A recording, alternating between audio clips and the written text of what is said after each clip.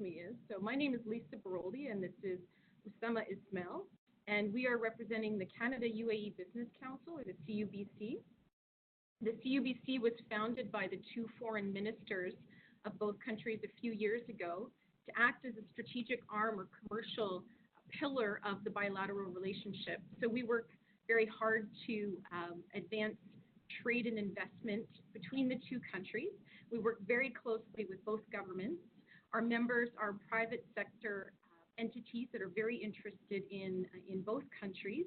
And we collectively, with private sector, with the government, and with several other nonprofits over the past year and a half, spearheaded a campaign to get Canada to participate in Expo 2020 Dubai. And we're very pleased that the Government of Canada announced its participation in January. So this session is timely. It's an opportunity for you as Canadian companies, whether you're large or small, to learn about different procurement opportunities, to learn more about this very special event, which is the first in this region. And we're just delighted to have all of you with us today.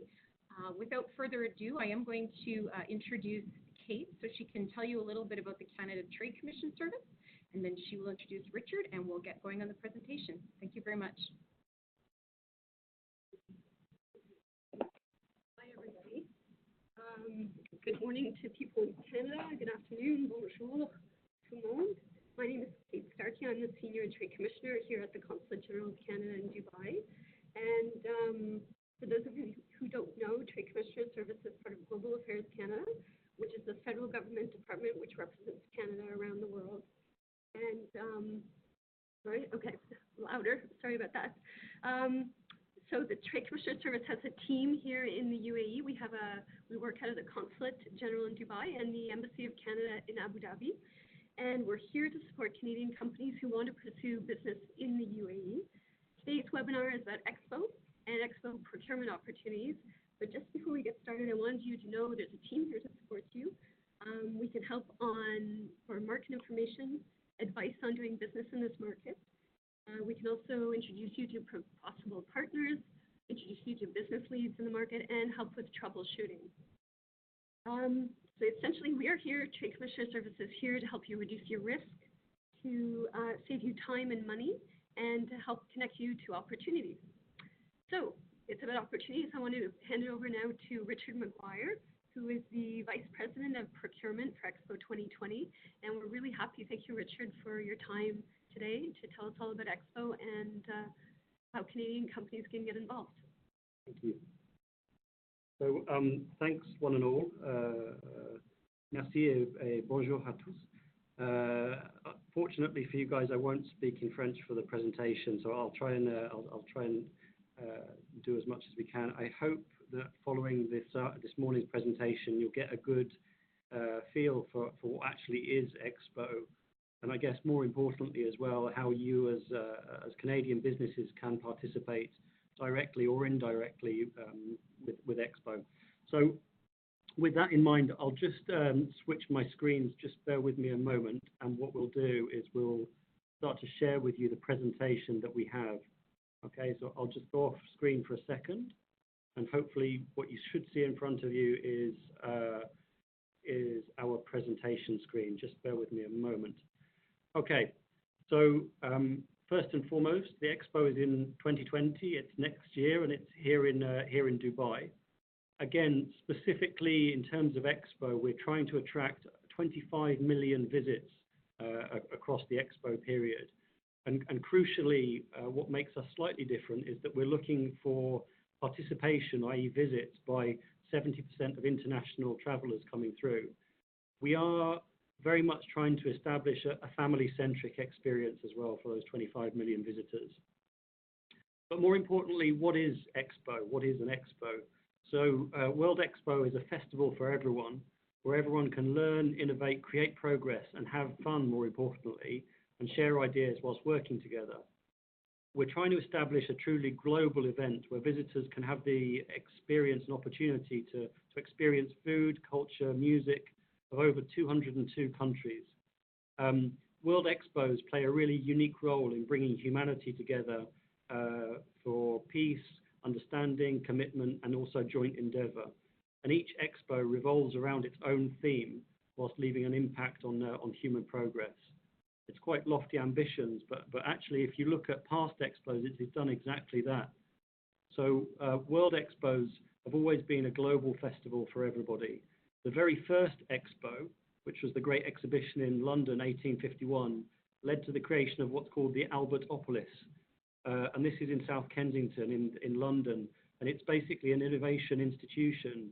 So you have like the Victoria and Albert Museum, you have the Science Museum, you have the Imperial College and other assets that are still thriving today. One of Expo's premier partners, Siemens, was actually present at the first Expo, and they won a council medal for its exhibits on the pointer telegraph. But there have been other significant innovations that were launched at Expos over the years, such as the telephone, the Eiffel Tower, Ferris wheels, zippers, escalators, the diesel engine, the X-ray machine. The list goes on and on and on. Again, importantly, so video conferencing, again, apologies for some technical issues earlier, but video conferencing as a concept was launched back in 1964 in New York. So if you think about all of those innovations, and again, Canada has its own past portfolio of what's happened. If you can only imagine what's going to happen in 2020. So our key central theme is connecting minds, creating the future. But this is underpinned by three sub-themes of opportunity, mobility, and sustainability. Some of those themes obviously have resonance on various other topics. But again, we're trying to genuinely connect people, connect businesses, and connect governments together using Dubai as a portal effectively for doing that. So again, crucially, when is Expo 2020? So the Expo is going to be in October 2020, the 20th of October, right the way through until the 10th of April. And so this is quite crucial for us, and I'll explain why. So in the UAE, the winter months are by far our busiest, from tourism to trade events. The reason being is that from our winter period, it's a very good climate, basically. We're talking about sort of 20, 30 degrees. It's very comfortable, it's very warm. So people will tend to come to Dubai during those winter months. But it's also, if you think about it, it marks a series of major celebrations. So again, during that same period, we have New Year's Eve, we've got Chinese New Year, we've got Diwali, the UAE National Day is there also, just to name but a few. So how are all these manifestations actually carried out onto the site? So our current master plan that you hopefully see in front of you is basically it's three major petals. So we talked earlier about those themes, and those are manifested in the petals that are there, and they're joined through the Al Wasl dome in the center. To the top of the image, you can see the Route 2020 station. This is the metro station that connects the rest of Dubai and also Maktoum Airport and Dubai Airport as well. You also see the conference center, which is about 47,000 square meters of conference space during the Expo. And right to the top of the image, you see Expo Village, which is 2,300 apartments. Again, just to give you some sort of idea of the scale, we currently have over 35,000 people working on the site day and night to deliver it. Again, the party is one thing, of course, but the more important thing is what do we do after the party? So after we close the gates of Expo, we also need to consider what happens next. So 80% of everything that we're building is being repurposed in legacy, and the whole of the District 2020 neighborhood will come to life after Expo. What you see here is an image of the current post-Expo master plan. And so again, we basically fill out the site, the conference and exhibition center triples in size, and then we develop the whole site as well. So, and it's not just a theoretical thing. At the same time that we open the gates to the public in October 2020, we'll also be tendering for the next construction phase as well. So let's just, again, indulge ourselves and just have a quick moment in terms of some of the key aspects to the master plan. So I mentioned earlier about al-wasl. Al-wasl has a significance in the Arabic language because it means connection. And obviously, right in the center of the site there, we've got this amazing dome. The dome itself stands about 70 meters high. It's about 130 meters in diameter. And what makes it unique is that actually, assuming all goes well, it will be the world's largest world's largest 360-degree projection. And that will project from the outside as well as the inside. Within the Al-Wasl Plaza, you also have obviously a main performance stage. And again, just to give you an idea of the scale, the Al-Wasl Plaza is wide enough to fit 2 Airbus 380s in its center, wing to wing. In terms of some of the other sort of master plan icons that we've got, we have the Sustainability District, which is currently being built, or it was designed by Grimshaw, is currently being built on site. It's basically in a large dish shape, which is covered by photovoltaic panels. It's obviously self-sustaining in terms of the building, but it also is self-sustaining in terms of its water generation as well. We've got umbrellas around it which collect the water vapor within the air and convert that into water. On the left-hand side there, you see the mobility pavilion that's being developed or designed by Foster and is on site at the moment. And again, we're looking at new technologies and showcasing new technologies in the mobility pavilion. To the top right-hand side, you see the opportunity pavilion, which is an interesting concept because it's a purely temporary structure. And one might argue why have temporary structures? Because again, it seems wasteful, but there's no concrete being used in the opportunity pavilion. So everything that's being there is made of natural materials. So you've got rope that forms that shade structure. You've got stone that forms the walls, all of which will either be left in place or they'll be repurposed elsewhere post-event. One of our key centerpieces is the UAE Pavilion. It's designed by Santiago Calatrava. And if you see the actual shape of the pavilion, it's meant to mirror the shape of a falcon in flight, which again is a symbolic animal within the UAE. And if you look at the white fins that are there, they actually move during the course of the day to capture the sunlight. So those are photovoltaic panels that are there. So in terms of Expo, the crucial thing is that it's this crucible, it's this melting pot of participating nations. And we are honoured to have Canada to come and be part of that. But as you can see, we've got over 190 participating countries so far, and over 100 of those have publicly announced. So of the countries that have so far launched some of their designs, these are a few. So again, Switzerland, Germany, Austria.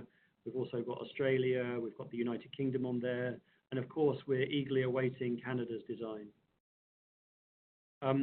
In terms of just some renderings, some screenshots of the outdoor space, it's important to mention that obviously the buildings are one thing, but the outdoor space really make the venue come alive. And so we're looking at very active outdoor spaces, and it's not just active by day, it's also how we activate those spaces at night as well.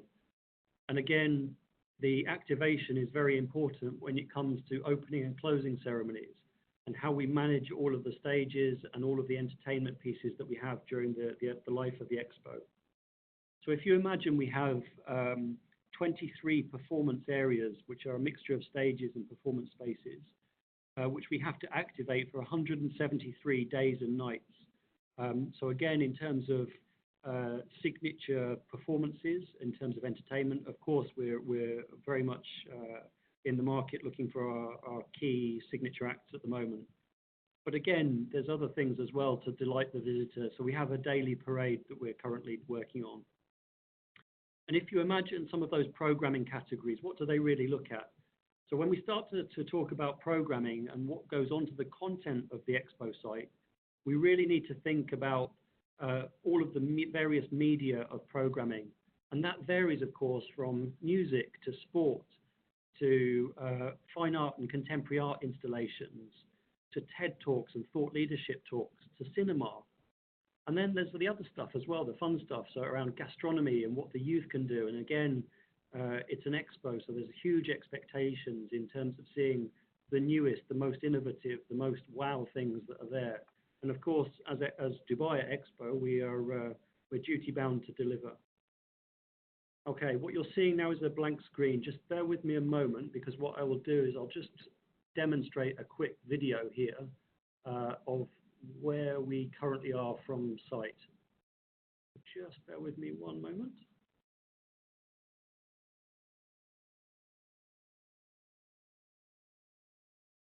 So what I'll share with you is basically it's a snapshot of currently where we are in terms of the overall site. Hopefully we'll have some sound on that as well.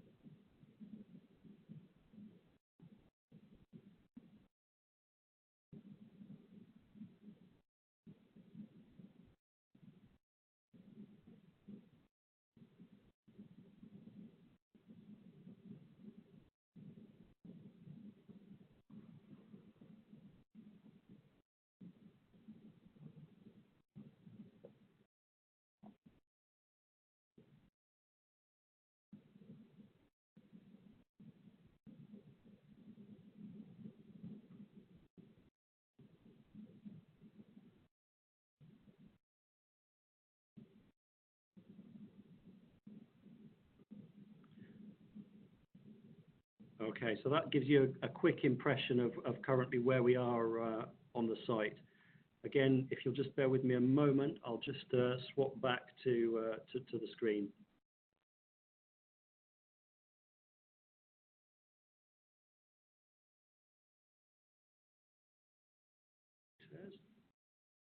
Just bear with me.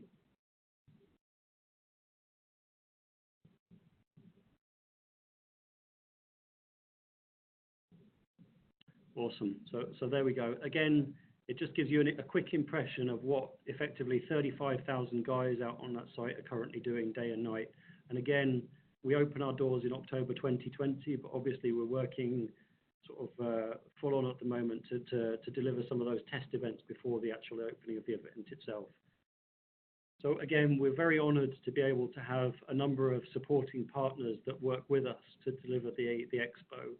And again, it's not just about pure participation. So these partners have been carefully selected to really deliver us some world-class innovation, some truly groundbreaking stuff that's coming through. And we are very honoured to have those participants there. So I've talked a little bit about Expo, but the bit that I probably am a little bit more comfortable about is the next piece, which is about how you as Canadian businesses can participate in Expo, both directly and indirectly. So let's talk a little bit about how to join the journey. So the first and foremost thing is everything that we do is run through our existing online portal. So we've developed a portal there to really run all of the tenders. So currently we have just around 31,000 suppliers from 151 countries. And of those 31,000 suppliers, over 20,000 are SMEs. I'll come to that in a second because it's a very important statistic to us. So where we are at the moment, we've actually committed. On the screen it's showing about 12 billion, but in the last month we've been particularly busy, to be honest. So we're about 14 billion as we currently stand. And that 14 billion has been spent across 5,300 contracts.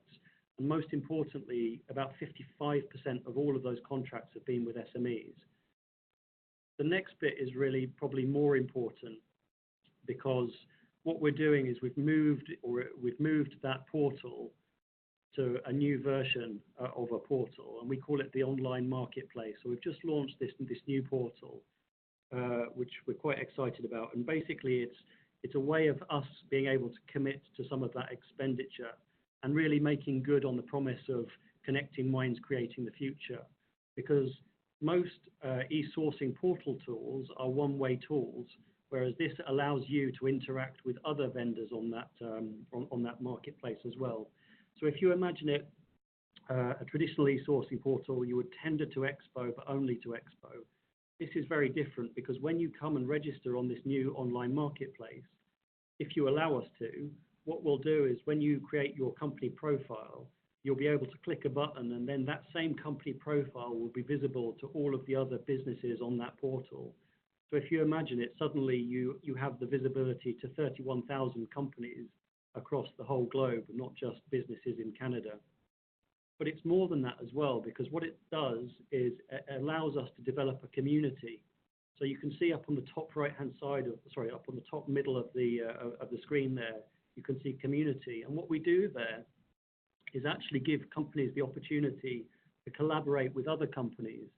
So I don't know, if you're a 3D printing company in India and want to access the latest machinery for 3D printing, again, forgive my ignorance in terms of the technology, but I would put something up on there asking other companies on the portal to advise any 3D printing machinery companies out there to get in touch. And so it allows, again, it allows companies to talk to one another and collaborate with one another. So at the moment, we've launched around about 700 opportunities in total across the portal. Currently, I'll tell you, we have 131 opportunities on the online marketplace. And those are opportunities that any company anywhere in the world can get involved in. So again, it really is a call to action in terms of your participation for Expo. So I did talk about a commitment to SMEs, and on the right-hand side there, you can see a really important statistic.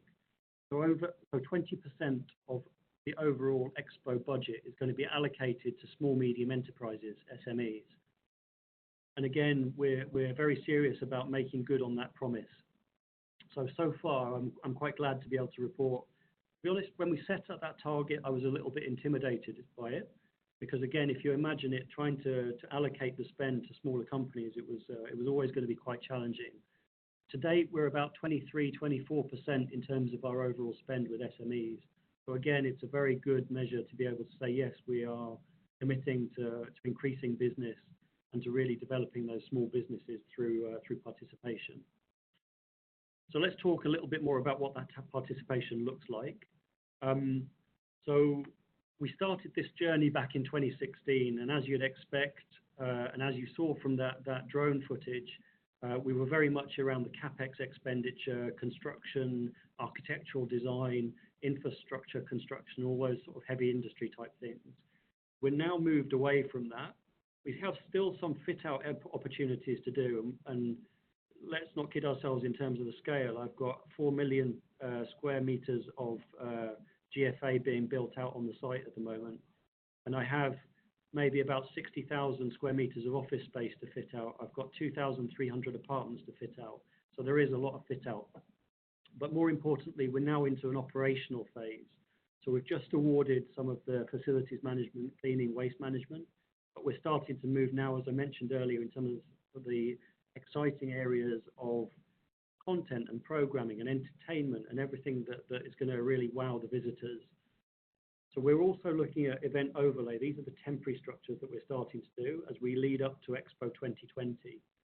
And right at the end of that slide, you see 2021.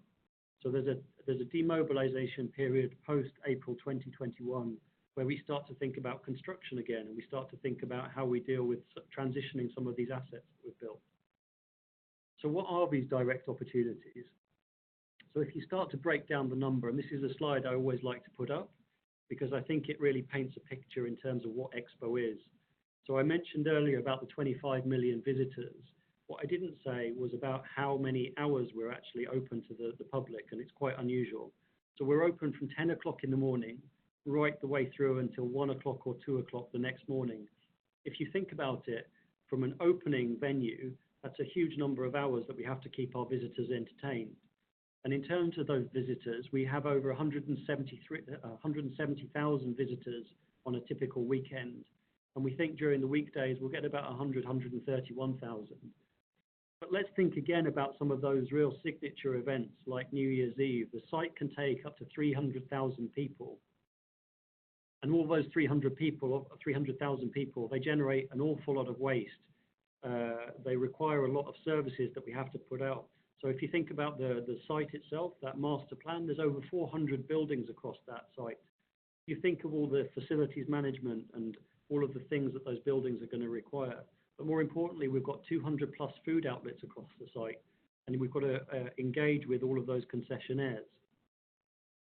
The numbers really do start to boggle when you think about it. So there's 438 hectares across the site, and well over 200 hectares of built-up area as well. And so what we're doing is during 2019, we're starting to, we're already a long way along the process as well, to be honest. We've sectored where we will expend during 2019 and where we'll commit to those opportunities. And again, the subsequent slides I'll take you through will detail out some of those key opportunities. But if you look at it, we've currently got about 220 major tenders on our radar, and for sure there'll be plenty of others, but that's what we're currently planning on for 2019. And those total up to about 4.7 billion dirhams worth of work. So again, there's a significant number of opportunities that are there. And so what are those opportunities? I mentioned earlier about content and programming. So we have, again, a huge amount of area of stage production, of talent booking, of how to build those stages, partnerships and licensing. We're going through the process at the moment of closing the concessionaires for those 200 F&B outlets. Hospitality, of course, as well. Licensee categories, we need to think about what goes into our retail shops and has the Expo brand with it. Ceremonies. I would love to share with you our conceptual brief for the opening and closing ceremony, but to be honest, it would absolutely blow your mind at the moment. It has to be something spectacular. But it's not just about the opening and closing ceremonies. I mentioned earlier about the day show. We have the night show. We've got a daily parade in there. Just even things like how we run the site itself also starts to make some questions. So we have we need to procure over 400 golf buggies to run the guest services across the site. Uniforms. We have potentially in the region of about 100,000 uniforms to manufacture as well. And again, security. So think of 140 of the of the security X-ray scanners that you have at an airport for scanning your bags. We need an awful lot of those. IT software systems, we're quite well developed in terms of that, to be honest, but we're still working our way through closing out the procurement of those things. When we think about the workforce numbers to deal with all those guests are quite astounding as well. So we're looking at recruiting 30,000 volunteers to be on roster during the Expo site. And of course, we're open 7 days a week. Effectively, the site is open 24 hours a day. We've got the hours of operation where we have guests, but we've then got outside of those hours, we've got the service hours where we have to clean the site itself. So if you think about the workforce, suddenly it becomes a 24/7 operation for those 6 months. Again, we have to train all of those resources. We've got a huge amount of public awareness as well. So it's not just about hosting these webinars, but it's also about global public relations and developing our branding strategy on a more global basis. We also have, of course, those 190 plus countries who are joining us as well. So let's not forget those for a second. Those 190 countries, perhaps they don't have a strong footprint in the UAE. And of course, they're going to be looking to Expo to provide certain services to them. So again, whether that's, I don't know, flowers or food and beverage for their pavilions, security, cleaning services for their pavilions, we will be providing all of those things. So it's not just about the direct opportunities with Expo. It's also about the indirect opportunities as well. Again, the purpose of the presentation was, as much as anything, to give you a kind of flavor, to give you a feel, really, for what those direct Expo opportunities are, and to give you an idea in terms of how to participate as well. So again, apologies for stealing the show for a little bit, but I just wanted to sort of run you through some of those opportunities. We'll take to the floor a little bit in terms of questions and answers. I'll flip my my screen back to video as well, just for a second. Just bear with me a second.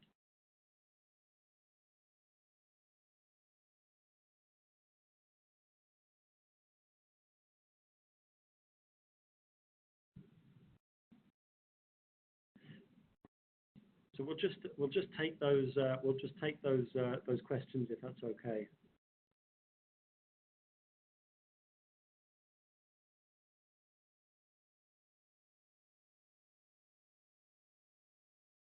Again, guys, if you'd like, feel free to drop questions and answers.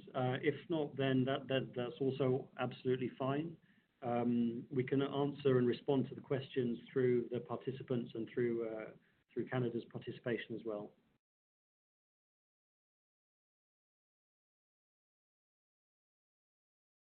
Just one of the questions that we do get asked an awful lot is, and again, it's a typical how to do business in a foreign country question. One of the questions we always get asked is how do I, as an overseas company, participate in Expo? And it's a perfectly valid question because, again, when you're branching out into a new country, then there's always an interest about how to do that. What we say to potential companies is that we can facilitate business, and we're very keen to do so.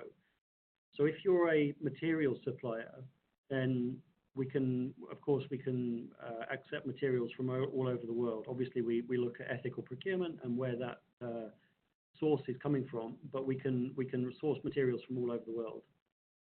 What I would say is that we also, for services, we're also open to business as well. So we are what's classed as a free zone.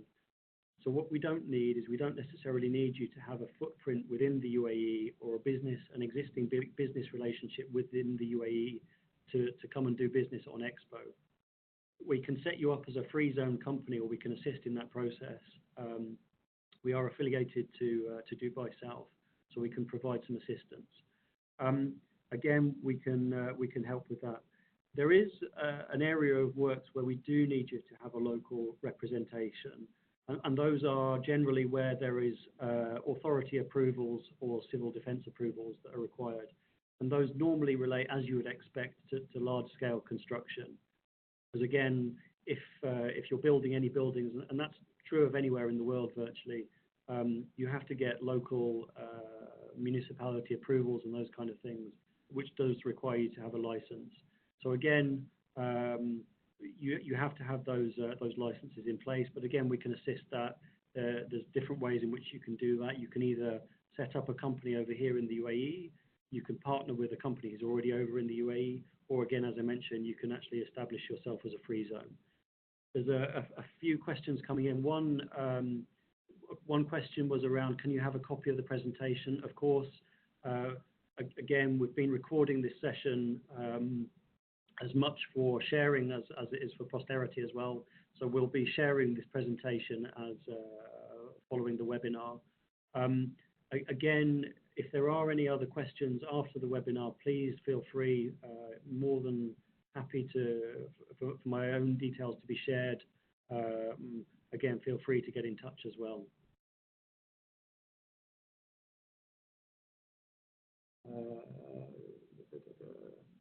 Okay, there's a question. How far along are you with the creative programmation of the Wasl Dome, the 360 projection mapping in particular? That's a really awful question. Thank you for that.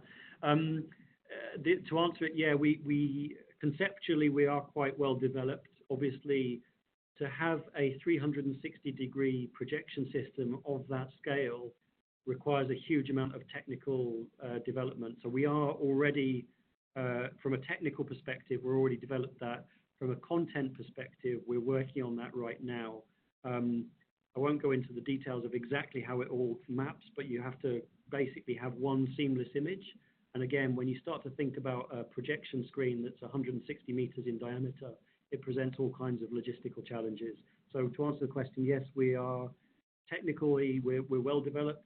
Content-wise, we're working on that right now.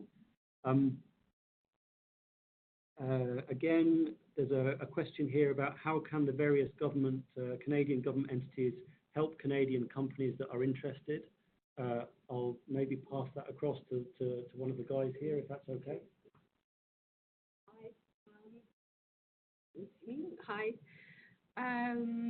We, as I said at the beginning of the presentation, we can make, so our office is here to support companies who want to do business in the UAE. So if you're looking for advice on how to set up, we were talking earlier about free zones. We can give advice about the best free zones, how to find a partner. If you're looking for advice on doing business here, cultural advice. So we are here to assist. We have offices in Dubai and Abu Dhabi. And, excuse me.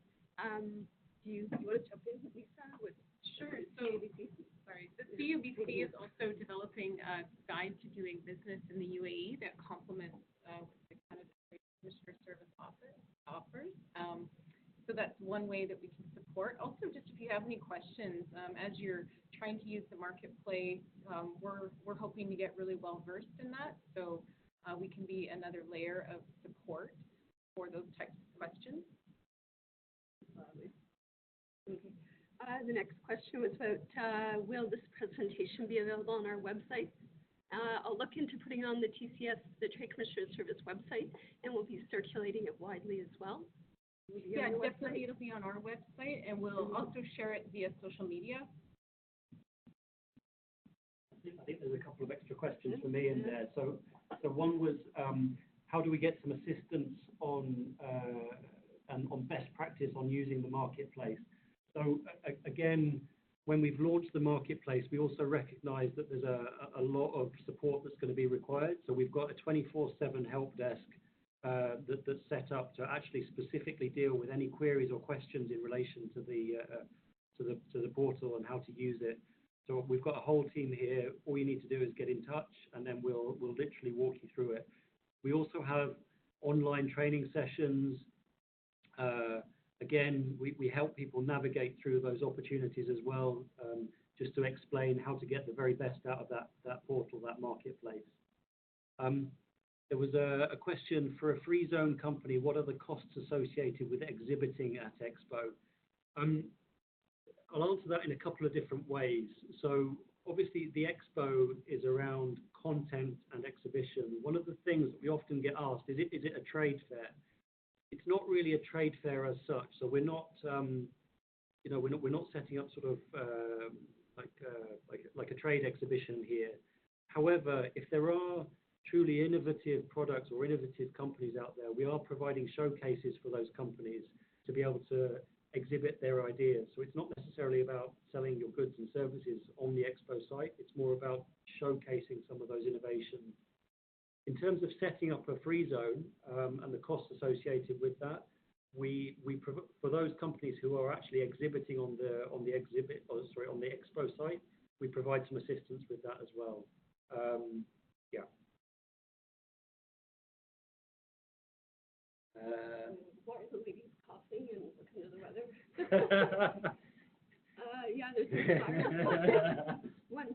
When you wanted to know why we look sick and under the weather, it's because there's virus going through Dubai right now. So if you're under snow, be thankfully not in Dubai because people are sick here. How do we get in touch with Expo, the Trade Commissioner Service, and the CUBC? Trade Commissioner Service, visit our website, please. Trade Commissioner Service, and it's on the Global Affairs Canada website. CUBC. CUBC is Canada-UAE-business.org. We're also on CAN-UAE Business on all social media platforms. And again, if you want to get in touch with Expo, we'll send out some contact details as part of this presentation. So we'll drop some contact details onto the final slides of the presentation. Any other queries or questions? No? Okay. Guys, thank you so much for sharing time with us. Genuinely a big shout out to the CBC guys and everybody else, just to be able to give us the opportunity to hopefully showcase and explain some of the opportunities for Expo. It's very important, again, if we're genuinely serious about connecting minds, creating the future, it's very important to us to be able to have opportunities opportunities such as these to be able to hopefully explain how you can participate in Expo. So genuinely, thank you very much for your time. Really appreciate it. Thank you. Thank you, everyone. Thank you. And Thanks. thanks to the Expo team. Perfect. Thank you. Thanks, guys.